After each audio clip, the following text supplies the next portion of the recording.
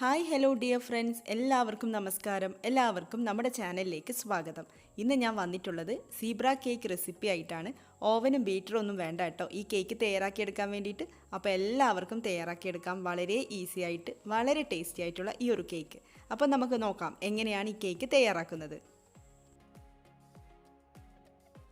ആദ്യം നമുക്ക് കേക്കിന് വേണ്ട ഡ്രൈ ഇൻഗ്രീഡിയൻസ് ഒക്കെ ഒന്ന് എടുത്ത് വെക്കാം. അതിന് വേണ്ടിയിട്ട് 1.5 കപ്പ് മൈദ എടുത്തിട്ടുണ്ട്. അതിലേക്ക് 1 ടീസ്പൂൺ ബേക്കിംഗ് പൗഡർ ചേർത്ത് കൊടുക്കാം. പിന്നെ ഇതിലേക്ക് 1/4 ടീസ്പൂൺ അളവിൽ ബേക്കിംഗ് സോഡ ചേർത്ത് കൊടുക്കാം. പിന്നെ ഉപ്പ് ചേർത്ത് കൊടുക്കണം.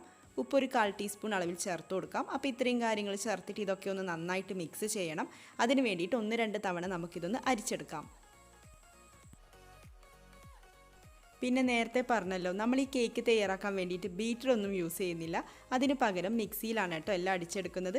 അപ്പോൾ അതിന് വേണ്ടിയിട്ട് ഞാനിവിടെ 3 മുട്ട മിക്സിയുടെ ജാറിലേക്ക് ചേർത്ത് കൊടുക്കുന്നുണ്ട്. പിന്നെ ഇതിലേക്ക് പഞ്ചസാര ചേർക്കാം.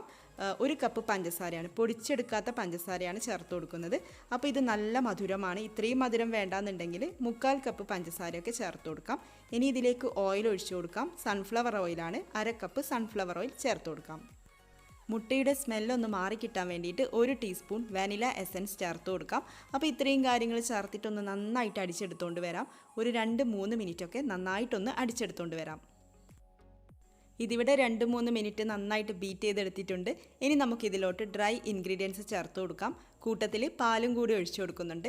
1/2 കപ്പ് പാല് ചേർത്ത് കൊടുക്കാം. എന്നിട്ട് വീണ്ടും ബീറ്റ് ചെയ്തെടുക്കണം. നേരത്തെ മുട്ട അടിച്ചെടുത്തതുപോലെ നന്നായിട്ട് അടിച്ചെടുക്കേണ്ട ആവശ്യമൊന്നുമില്ല. ജസ്റ്റ് ഒന്ന് ബീറ്റ് ചെയ്തെടുത്താൽ മതിയാവും. ഓവറായിട്ട് ബീറ്റ് ചെയ്യാൻ പാടില്ല. അപ്പോൾ നമുക്കൊന്ന് നന്നായിട്ടെല്ലാം നന്നായിട്ട് മിക്സ് ആവുന്ന രീതിയിൽ ജസ്റ്റ് ഒന്ന് ബീറ്റ് ചെയ്തെടുത്തുകൊണ്ട് വരാം. ഇവിടെ അങ്ങനെ ബാറ്റർ തയ്യാറാക്കി എന്നിട്ട് 2 ബൗളിലേക്കായിട്ട് വെച്ചിട്ടുണ്ട്, ഡിവൈഡ് ചെയ്ത് വെച്ചിട്ടുണ്ട്. സാധാരണ സീബ്ര കേക്കിൽ നമ്മൾ കൊക്കോ പൗഡർ വെച്ചിട്ട് ഒരു മിക്സ് തയ്യാറാക്കിയെടുക്കും. ഒരു ബൗളിലേക്ക് കുറച്ച് കൊക്കോ പൗഡർ ചേർത്തിട്ട് ഒരു കൊക്കോ മിക്സ് തയ്യാറാക്കും. പക്ഷേ ഞാനിവിടെ കൊക്കോ പൗഡർ ചേർത്ത് കൊടുക്കുന്നില്ല. പകരം ഫുഡ് കളറാണ് ചേർക്കുന്നത്. റെഡ് കളറിലുള്ള ഫുഡ് കളർ ചേർത്തിട്ടൊന്ന് നന്നായിട്ട് മിക്സ് ചെയ്തെടുക്കുകയാണ് ചെയ്യുന്നത്. അപ്പോൾ നിങ്ങൾക്ക് വേണമെങ്കിൽ കൊക്കോ പൗഡർ ചേർത്ത് കൊടുക്കാം കേട്ടോ. 2 tablespoon 2-3 tablespoon cocoa powder ചേർത്ത് കൊടുക്കാം. അന്നേരം ബാറ്റർ തിക്കായിട്ട് വരും. ആ ഒരു സമയത്ത് അതൊന്ന് ലൂസാക്കി എടുക്കാൻ വേണ്ടിയിട്ട് 1-2 ടേബിൾ സ്പൂൺ പാല് ചേർത്ത് കൊടുക്കാം. മധുരം കുറവായിട്ട് തോന്നുന്നതാണെങ്കിൽ പഞ്ചസാര ചേർക്കാം. പൊടിച്ചെടുത്ത പഞ്ചസാര 1-2 ടേബിൾ സ്പൂൺ ചേർത്ത് കൊടുക്കാം. ഇവിടെ കേക്ക് ടീൻ റെഡിയാണ്. ബട്ടർ പേപ്പറൊക്കെ വെച്ചിട്ടുണ്ട്, ഓയിലൊക്കെ പുരട്ടി വെച്ചിട്ടുണ്ട്. ഇനി നമുക്കിതിലോട്ട് ബാറ്റർ ഒഴിച്ചു കൊടുക്കാം.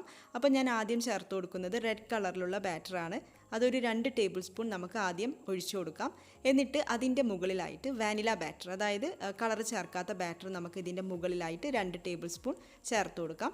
പിന്നീട് വീണ്ടും അതിൻ്റെ മുകളിലായിട്ട് റെഡ് കളറിലുള്ള ബാറ്റർ ചേർത്ത് കൊടുക്കാം. അതിൻ്റെ മുകളിലായിട്ട് വാനില ബാറ്റർ, അങ്ങനെ മാറി മാറി നമുക്ക് ഒഴിച്ചു കൊടുക്കാം.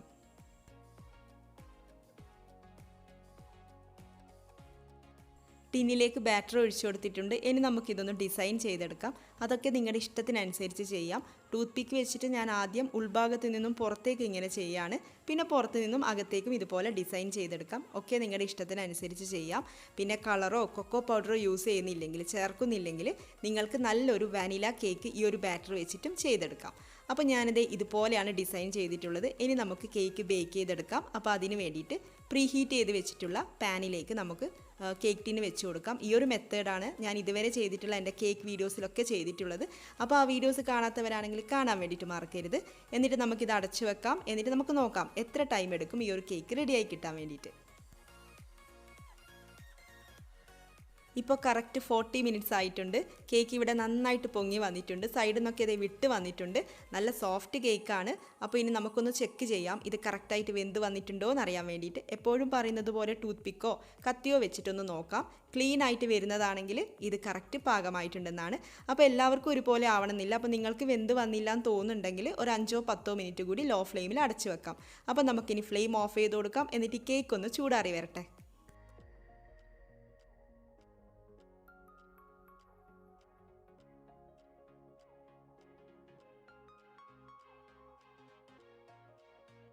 കേക്കിൻ്റെ ചൂട് കംപ്ലീറ്റ് ആയിട്ട് മാറിയിട്ടൊന്നുമില്ല. നമുക്കൊന്ന് കട്ട് ചെയ്ത് നോക്കാം. നല്ല സോഫ്റ്റ് ആയിട്ടുള്ള കേക്കാണ്.